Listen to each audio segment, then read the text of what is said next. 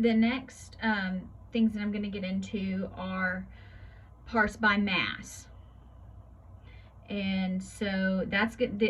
This is going to be ratios. Ratios of the mass of the solute to the mass of the whole entire solution. So if it helps you to write that as solute plus solvent, you're going to go, well, yeah, I'm going to remember that, but you might get confused when we start doing calculations. So just kind of write that as a little aside. So the first one is percent by mass, which we call mass percent. So mass percent is the mass of the solute over the mass of the solution. That would be the whole solution. And since it's a percent, times 100. That one's pretty easy. Now, notice this is a ratio, so your units should cancel. You can't have grams on the top and kilograms on the bottom for this. This is not going to work that way. You need to have the same unit on the top and the same unit on the bottom, so your units should cancel. Now, you can have parts per million, which is abbreviated as ppm.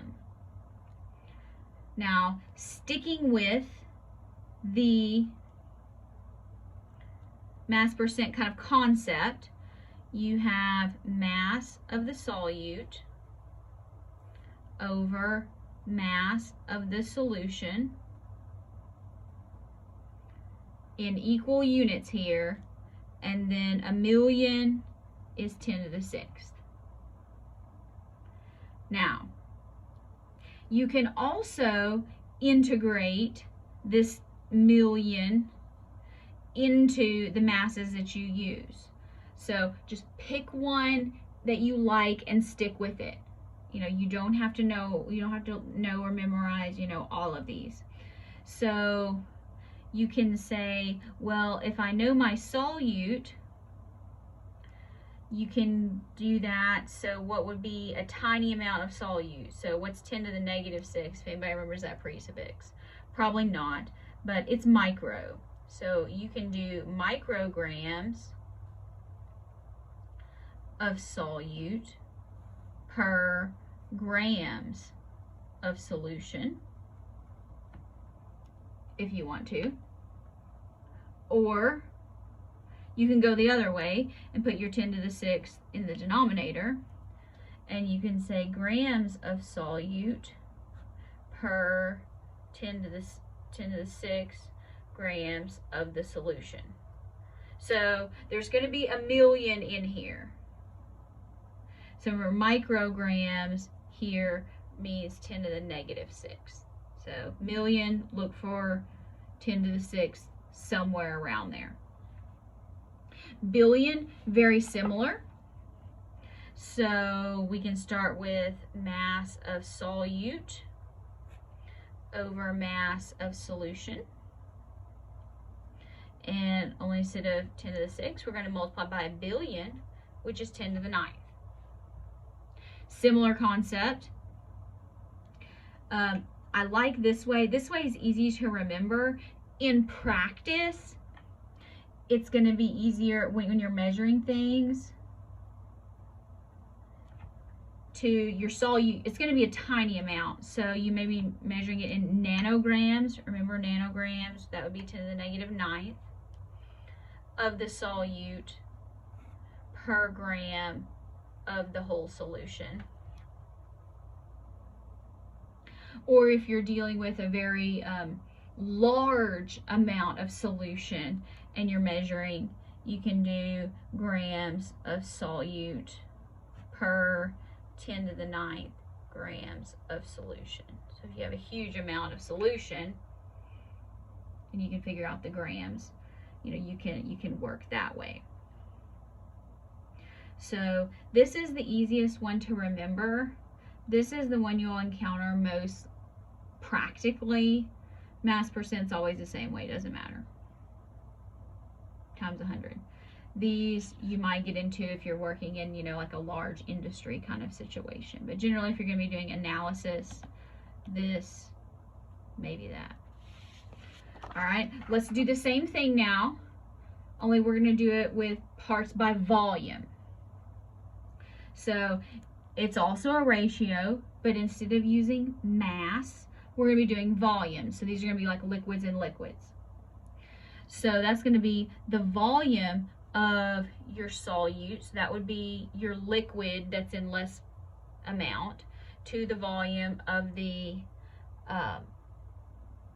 whole or entire solution.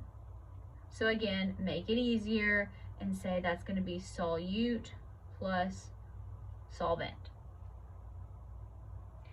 So percent by volume also means the same thing as volume percent.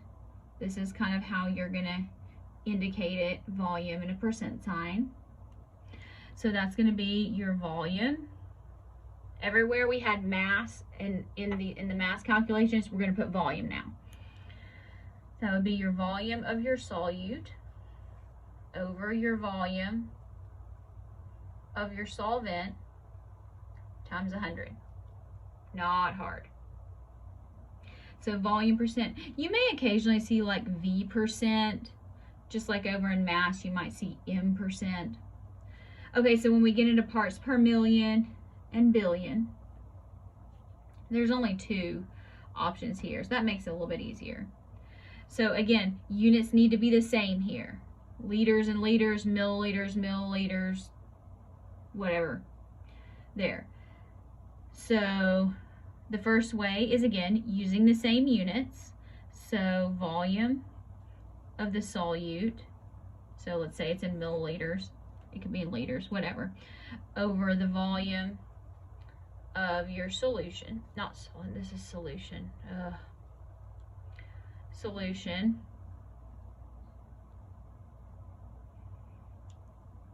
And then this is million, so 10 to the 6th. Now, the way you differentiate whether it's mass or volume in parts per million, if it's volume, it's going to have a V on the end. So the V stands for volume. So parts per million by volume. So milliliters, milliliters, multiply by 10 to the 6th. Liters, liters. So units cancel, 10 to the 6th. Or you can account for your 10 to the 6th by using microliters. Because remember, micro is 10 to the negative 6 per liter of solution.